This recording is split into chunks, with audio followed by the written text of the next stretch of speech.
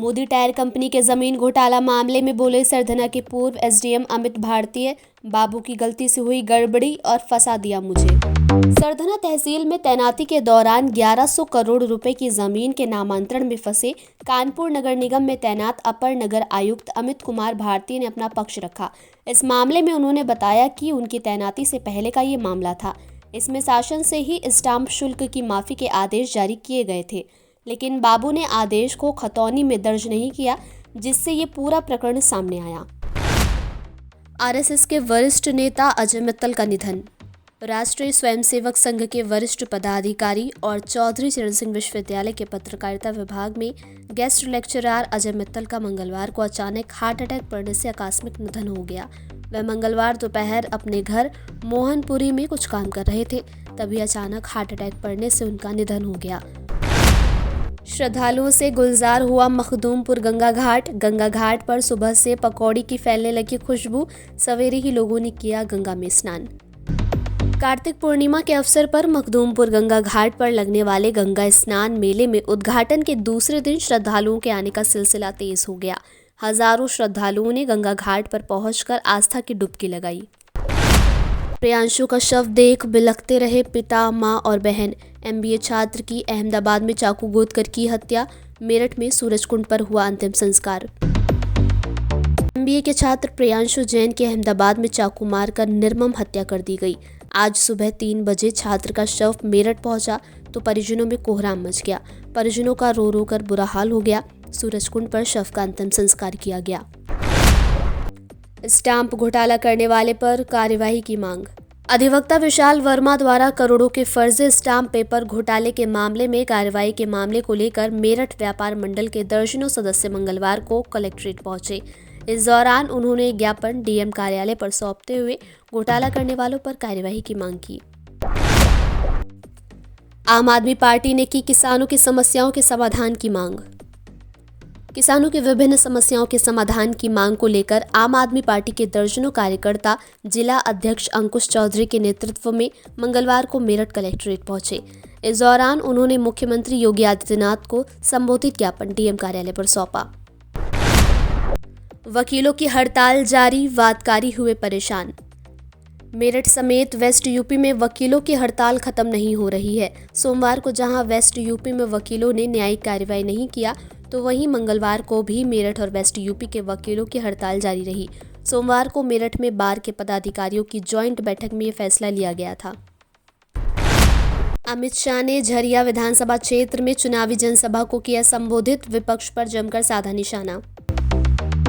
अमित शाह ने झरिया विधानसभा में जनसभा को संबोधित करते हुए कहा, झारखंड में जेएमएम कांग्रेस आरजेडी गठबंधन का एक ही लक्ष्य है, घुसपैठियों को बसाना और वोट बैंक मांगना। प्रदेश में कमल फूल की सरकार ही घुसपैठियों को बाहर का रास्ता दिखा सकती है।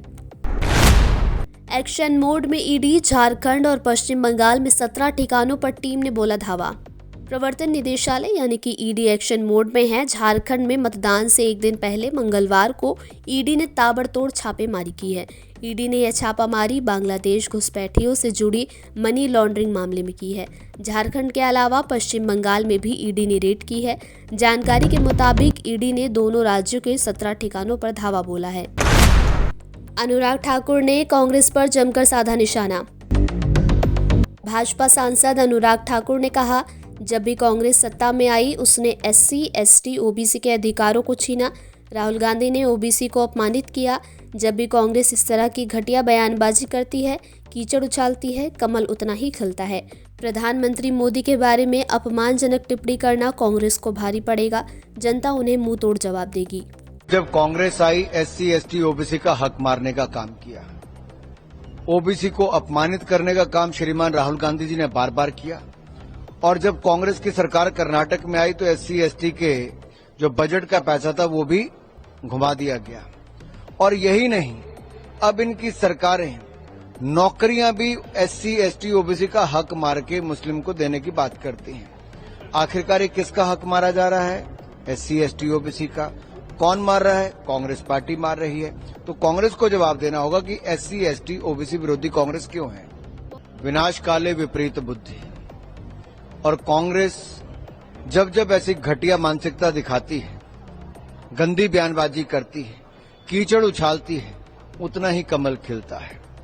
मोदी जी पर बार बार इस तरह की अभद्र टिप्पणियां करना, भारतीय जनता पार्टी पर करना, हर बार कांग्रेस को भारी और महंगा पड़ा है और इस बार भी पड़ेगा। महाराष्ट्र की जनता करारा जवाब देगी और आली रे आली, महायुति आली। आ रहा है कि या तो वो भगवा धारण करे या तो पॉलिटिक्स करे, इस तरीके से अब भगवा को भी एक राजनीतिक रंग देने की कोशिश की जा रही है। देखिए, जो कांग्रेस के एक्सीडेंटल हिंदू हैं, ये बार बार भगवे को और हिंदुत्व को अपमानित करने का काम करते हैं। आखिर भगवा का विरोध